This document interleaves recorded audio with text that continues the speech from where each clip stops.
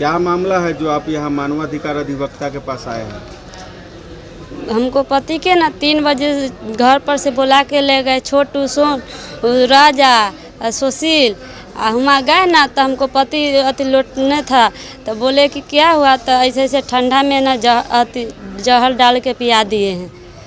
और तीनों चारों खड़ा था वजह में, हम गए तो भाग चला वजह से। कहाँ का ये मामला है? कौन से थाना अंतर्गत है? बरियारपुर थाना का है। क्या नाम था पति का? सोनू कुमार। तो आप इस मामले को लेकर के गए थे फिर थाना में? हाँ गए थे। क्या कुछ आश्वासन मिला? कुछ नहीं मिला। कितने महीने हो गए इस घटना के? 3 महीने हो गए। तब जब पति को जहर दिया गया था तो पति आपके पास पहुंचे थे? हम पहुँचे हमारे पति के पास। अच्छा, जानकारी मिली किसी दूसरे से? हाँ, किसी से नहीं, इसी खोजते गए हम। बगल में बथान था ना तो ओजा हम खोजने गए तो ओजा लौटने था पति। बथान में लौटे हुए? ना, बथान से आगे है तनका। अच्छा, तो क्या बयान दिया आपको? कि रूबी हमको ना सुशील, छोटू, सोनू और राजा अति ठंडा में ना जहर पिया दिए हैं डाल के। अच्छा, तो आप इस मामले को लेकर क्या न्याय चाहते हैं? अन्याय चाहते कि केस कर लिए ना, FI केस किए तो कोई मामला नहीं दे, और धमकी दे रहा है कि दोनों बच्चा को उठा लेंगे। न्यायालय से क्या आप न्याय की मांग कर रहे हैं? उसको सजा चाहिए। क्या नाम हुआ आपका? रूबी कुमारी। बताइए, आपके पास यह मामला संज्ञान में आया है, क्या कुछ मामला? जी, मामला है कि पीड़िता है रूबी कुमारी। इनका घर है शाहपुर मरिचा, थाना मनियारी, जिला मुजफ्फरपुर। यह बरियारपुर थाना में कांड संख्या 43/24 दिनांक 30/6/2024 को रजिस्टर्ड हुआ था अंडर सेक्शन 302, 341, 504, 506, 34, 328, 120 भी IPC में। इसमें यह है कि इनका जो पति था सोनू कुमार, वह दिल्ली वगैरह सब में रह करके आइसक्रीम के फैक्ट्री में लेबर मजदूरी का वह काम करता था। 15-20 हज़ार रुपया का महीना वो कमाता था। गांव में अपना खुशहाल ज़िंदगी जी रहा था। इसके गांव के अगल बगल के जो उसका दोस्त महीन सब था, वो सब देखा कि अभी तक आगे बढ़ रहा है, अब इसका टांग खींचो। तो जब वो छुट्टी में आया उस वक्त उसके रिलेटिव में एक शादी वगैरह सब भी होने वाला था, तो उस शादी अटेंड करने के लिए वो आया था छुट्टी लेकर के वहाँ से। तो ये सब क्या किया कि उसको पेप्सी कोको कोला में इसको जहर दे करके अब पिला दिया, ज़बरदस्ती पिलाया था। और जब वो छटपटाने लगा तो इसका चर्चा लगा होने, गांव में हल्ला हुआ कि भाई ऐसे ऐसे बात हो गया है। सब लोग दौड़ा, ये भी गई तो जा कर के देखी वहाँ पर, तो वहाँ पर जो है सो सोनू छटपटा रहा था और वो अपनी पत्नी को बतलाया कि फलाना आदमी ने हमको जो है ठंडा कोको कोला में हमको जहर दे करके अब पिला दिया है, सो अब जल्दी हॉस्पिटल ले चलो। सब लोग इसको हॉस्पिटल जब तक ले जाए दम तोड़ दिया, ख़त्म हो गया। उसके बाद यह मामला पहुंचा थाना पर। थाना में FIR भी दर्ज हुआ। FIR दर्ज होता है 30/6/2024 को ही।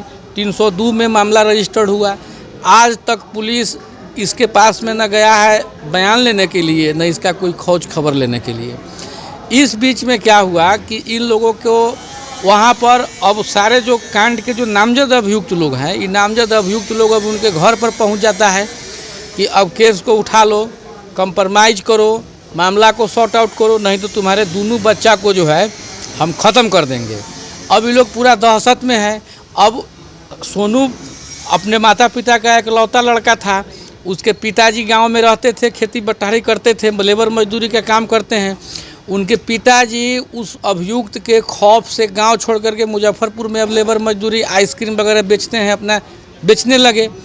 अब वो सब क्या करता है कि अब वो सब इनके बच्चे को अब ख़त्म करने के लिए अब वो सब साजिश कर रहा है। दौड़ते हुए ये लोग अब यहाँ मुजफ्फरपुर आते हैं।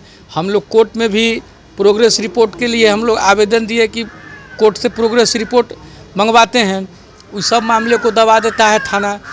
SP के यहाँ, IG के यहाँ, DM के यहाँ दौड़ते दौड़ते यह मामला, मैंने यह महिला जो है सो काफ़ी परेशान हो गई। अंत में हम लोग इसको नेशनल ह्यूमन राइट कमीशन में और Bihar state human right commission में भी इस मामला को हम लोग ले करके गए हैं कि छोटा छोटा बच्चा सब है, इस सब का अब क्या होगा।